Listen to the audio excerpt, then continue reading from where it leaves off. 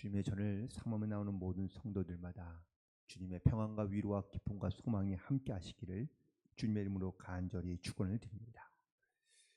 오늘 본문에서 사도 바울은 마게도니아에 있고 혹은 또 이 마게도니아에서 있는 교인들이 어려움과 환난을 겪고 있는데도 불구하고 당시 예루살렘에 아주 큰 기근이 있었는데 이 기근으로 말미암아 마게도니아에 있는 교인들이 다 헌금을 십시일반 모아서 그들이 바로 이 예루살렘 교회를 돕고자 하는 그러한 연보를 헌금을 하게 되었음을 알려주고 있습니다.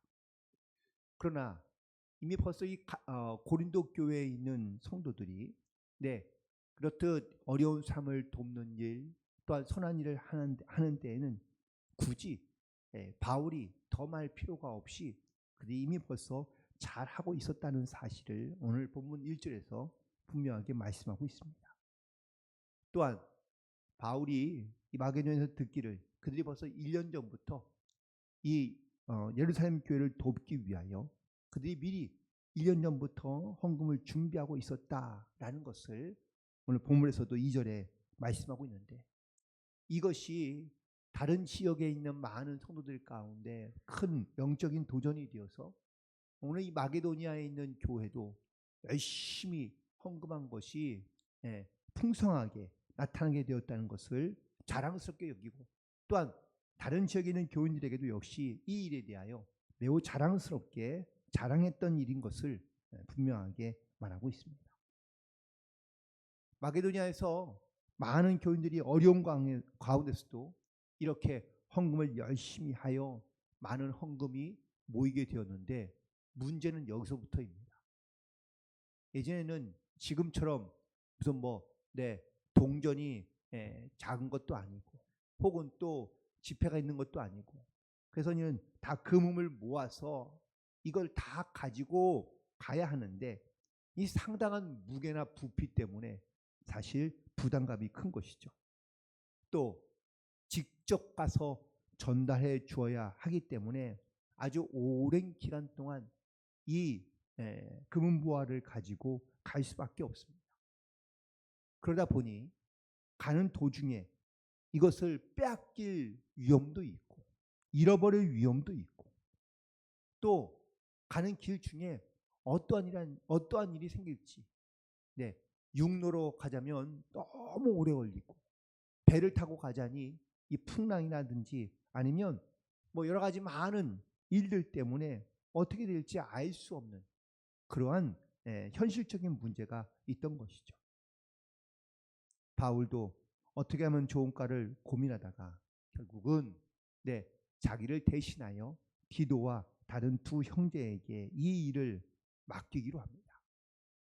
그리고 먼저 자기도 물론 따라가겠지만 먼저 이 디도와 두 형제에게 먼저 예루살렘에 가기 전에 고린도 교회에 들려서 갈 것을 권면하는데, 그 이유는 바로 이처럼 고린도 교회에서도 이미 1년 전부터 예루살렘 교회를 돕기 위하여 그들도 역시 자원하는 마음으로 헌금을 모아놓고 있었기 때문인 것이죠. 특별히 오늘 본문 2절에서도 또한 고린도후서 8장 10절에서도 언급하고 있는 것처럼 이미 오래전부터 그들도 헌금을 모으고 있었기 때문에 이 일에 이 고린도 교회에 있는 교인들이 혹시나 혹은 행여나 지금 이 마게도니아 교인들이 함께 이 모든 헌금을 가지고 예루살렘 교회로 가기에 앞서서 고린도 교회에 분명히 들려서 갈 텐데, 고린도 교회에 있는 교인들이 혹시라도 부끄러움을 당하지 않게끔 그들이 잘 준비한 그런 헌금들을 가지고 갈 수 있도록 이 일에 마음과 힘을 모아달라고 오늘 이 편지를 보내고 있는 것을 알 수 있습니다. 그런데 오늘 본문에 있는 말씀의 가장 중요한 부분 중에 핵심적인 말씀이긴 하지만 6절과 7절에 있는 말씀에 대하여 바울이 언급하기를 이것이 곧 적게 심은 자는 적게 거두고 많이 심은 자는 많이 거둔다 하는 말이로다. 각각 그 마음에 정한 대로 할 것이요 인색함이나 억지로 하지 말지니 하나님은 즐겨내는 자를 사랑하신다라고 말하고 있습니다. 마게도니아 교인들은요, 이 헌금을 모을 때에 적어도 그 하나님 앞에 드려지는 이 헌금에 대하여 그들이 인색하거나 억지로 하지 아니하고 기쁨으로 즐거움으로 이 헌금을 드렸다라는 것을 말하고 있습니다. 하지만 반면에 고린도 교회에 있는 성도들은 그렇지 못한 모습을 보여주고 있다라는 이야기이기도 합니다. 여기서 말하는 7절에 인색함이다. 인색함이란 근심과 슬픔으로 하는 것을 말하고 있는 겁니다. 마치 헌금을 드리지만 자기의 물질을 억지로 떼어내는 양, 그리고 잃어버리는 그런 마음으로, 손해본다는 마음으로 하나님 앞에 헌금을 드린다면 하나님께서 기뻐하지 않는다라는 것을 말하고 있습니다. 헌금을 드리되 마치 상실감을 갖고 있는 것처럼, 내가 하나님 앞에 드리긴 하지만 마치 잃어버리는 것처럼 우리가 하나님 앞에 드린다면 그것은 헌금이 될 수 없습니다. 그리고 하나님께서도 역시 기쁘게 받지 않으신다는 말씀이죠. 과거 이스라엘 백성들이 하나님 앞에 나와 열심히 절기가 되면 제물을 드립니다. 그런데 제물을 드리는 이스라엘 백성들은요, 한결같이 제사를 드리며 주님 앞에 제물을 바치긴 하지만 그 안에 기쁨도 감사도 없습니다. 그러니 제사는 드리긴 하지만 말씀에 순종하지 않으며 살아가는 겁니다. 하나님께서 이사야 선지자를 통하여 말씀하시길, 내가 너희들이 가져오는 드려지는 이 모든 제물과 제사를 기뻐하지 않는다고 말씀하십니다. 이유는 인색함인 겁니다. 하나님 앞에 예물을 드리고 제사를 드리며 혹은 또 헌금을 드리면서도 그 마음 가운데 인색함으로 억지로 하니 하나님이 기뻐하지 않고 즐거워하지 않는 겁니다. 결국 오늘 이 본문에 있는 말씀을 통하여 사도 바울은 고린도 교회와 또한 지금 우리들에게 열매 맺는 삶을 살아가는 그러한 방법이 무엇인지 두 가지의 마음을 우리 가운데 말해주고 있는데, 첫 번째는 바로 감사하는 마음으로 나누는 나눔입니다. 모든 열매는, 삶의 열매는 하나님께서 주시는 은혜인 줄로 믿습니다. 10절에 있는 말씀 보시면, 심는 자에게 씨와 먹을 양식을 주시는 이가 너희 심을 것을 주사 풍성하게 하시고 너희 의의 열매를 더하게 하신다고 말씀하고 있습니다.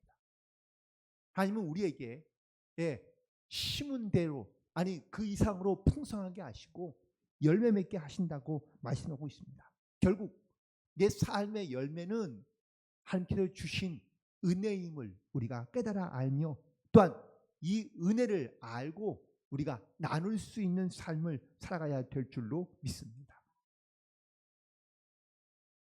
결국 우리가 우리의 주신 하나님의 주권적인 의식을 가지고, 이게 하나님의 주신 은혜이기 때문에 우리가 필요한 사람들에게 나누어주는 영적인 자세, 영적인 삶의 모습이 있어야 우리의 삶에서 더욱 열매 맺는 삶을 살아갈 수 있다라는 사실입니다.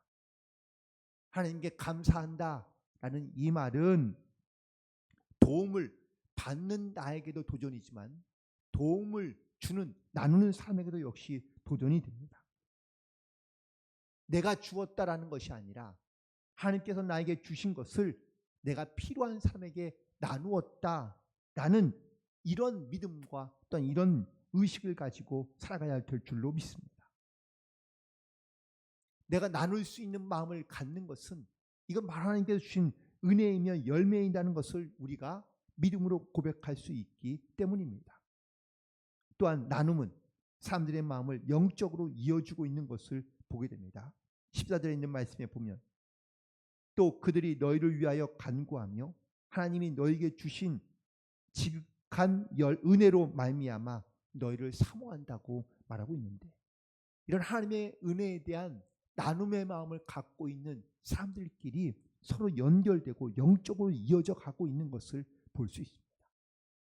결국 이 나눔은 바로 하나님께서 우리에게 주신 은혜에 대한 감사일 뿐만 아니라 이 나눔을 통하여 우리 가운데 더욱더 열매 맺게 하시고, 또한 영적으로 주님의 은혜 가운데 하나가 되게 하는 놀라운 은혜를 우리 가운데 나타내고 있는 줄로 믿습니다.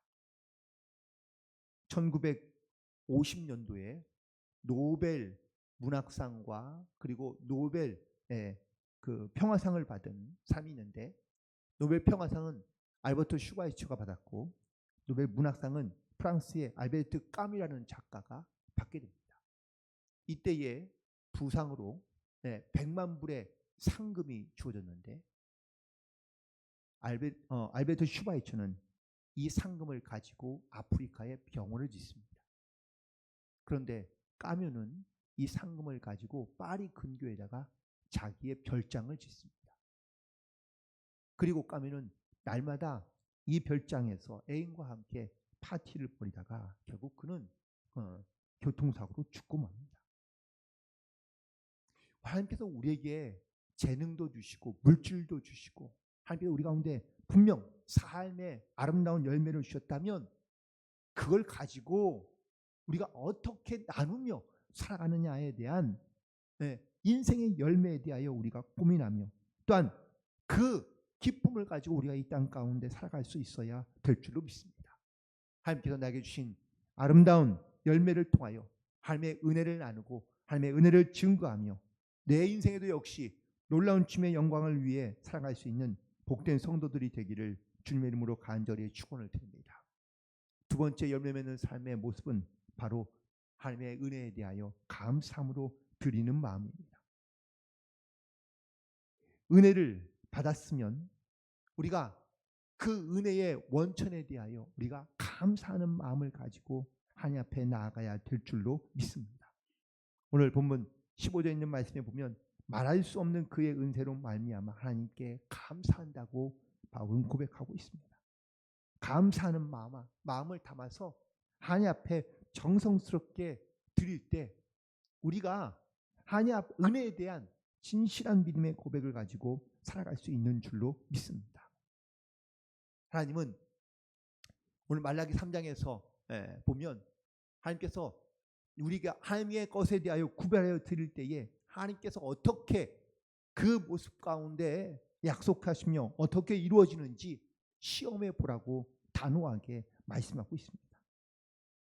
하나님은 드릴 줄 아는, 하나님께 드릴 줄 아는 사람에게 하나님께서는 복을 주시고 또한 복된 삶을 우리 가운데 허락해 주시는 줄로 믿습니다. 하지만 하나님 앞에 드릴 줄 모르는 사람은 또한 이 세상에서 역시 나눌 수 없는 사람으로 살아갈 수밖에 없습니다. 때로는 내가 영육 간의 가난함과 또한 강팍함과 부족함을 느낀다면 나는 하나님 앞에 어떻게 드리고 있으며 어떠한 마음을 가지고 드리고 있는가라는 것을 우리가 돌이켜 봐야 될 줄로 믿습니다. 하나님을 믿고 하나님의 또한 힘써 헌신하면 하나님께서 반드시 그의 길을 열어주시고 하나님께서 도우시고 역사해 주실 줄로 믿습니다. 신앙에는 크게 두 가지의 유형이 있는데, 첫 번째는 인간 주도적인 신앙관입니다. 내가 열심히 하고 내가 노력하면 하늘도 돕는다라는 그런 마음을 가지고 살아가는 사람입니다.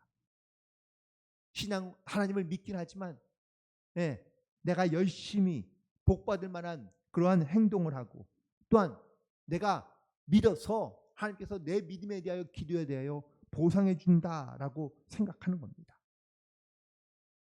또한 내가 열심히 헌금하고 열심히 헌신했으니 하나님께서 반드시 도우실 것이라고 생각하는데, 반대로 하나님께서 보상이 없으면 왜 하나님께서 나에게 은혜를 베풀지 않지?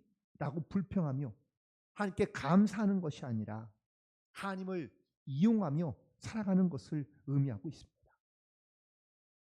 두 번째는 바로 하나님 주도적인 신앙을 가지고 살아가는 사람입니다. 내가 하나님의 은혜 가운데 살고 있음을 깨닫고 항상 그 주님의 은혜 안에 감사하며 순종하는 삶을 살아가는 겁니다. 고난이 있어도 하나님께서 반드시 합력하여 선을 이루신 것을 우리가 믿음으로 고백하며 그 은혜에 감사함으로 순종함으로 살아갈 수 있을 때 우리가 수직적으로는 하나님께 드리는 삶을, 수평적으로는 모든 사람들과 나누는 삶을 실천하며 살아갈 수 있는 줄로 믿습니다. 이런 은혜를 알고 그 은혜에 감사하며 순종하는 삶을 살아가는 우리 모든 성도들이 되기를 간절히 소망합니다. 예수님께서도 제자들 가운데 이렇게 말씀하십니다. 여기 형제 중에 지극히 작은 자에게 한 것이 바로 나에게 한 것이다 라고 말씀하십니다. 하나님께서 우리에게 베푸신 재물과 은혜를 가지고 우리가 내 주변에 혹은 내 가까이에 정말 나눔이 필요한 사람들 가운데 우리가 하나님의 은혜를 함께 나눌 수 있는 그들의 필요를 채우고 아픔을 위로하며 또한 그 일들을 통하여 주님의 이름을 높여드리고 예수님을 섬기는 일에 우리가 자원하는 마음을 가지고 기쁜 마음을 가지고 하나님의 그 사명을 감당할 수 있는 복된 성도들이 되기를 간절히 소망합니다. 우리가 인색하거나 억지로 하는 것이 아니라 정말 주님 앞에 온전한 기쁨과 감사함으로 섬기며 나누며 또한 주님 앞에 온전한 예물을 드려 오늘도 주님이 기뻐하시는 은혜의 삶, 믿음의 삶으로 승리하며 살아가는 복된 한 주간이 되시기를 주님의 이름으로 간절히 축원을 드립니다. 기도하시겠습니다.